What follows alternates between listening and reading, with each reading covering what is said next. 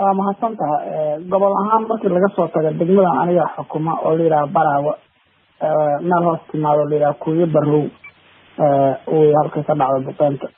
intaas aan xaqiijinayna maya sida anaga ilaah madax banaan hadda noo xaqiijiyan saldhig ma ahayn niman bartilmaameed ahaayo la daba socday ahaayeen oo dhowr nin oo sida hadda noo xaqiijin hal nin magaciisa lagu soo koobay Abi Cudeyfa oo u qaabishanaa dhinacan ayaalka inuu askareeyo ayaa halkaas ku dhintay magaran Abu Xudeyfa ayaa magaciisa lagu soo koobay sida ilaaha madax banaan noo xaqiijiya walaal weerarka kowda bisha ayaa dhacay habeen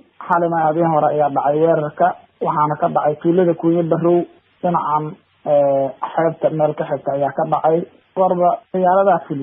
diyaaradaha droniska oo ciidamada Mareykanka iska laha ayaa fuliyay duqeyntaas haddaan faahfaahin kaasi bisha lasoo dhaafay gudaheeda 2 mar ayaa halkaa hadda duqeynta ka dhacay duqeyn laga fuliyey waxaan ka dhigi karnaa al-shabaab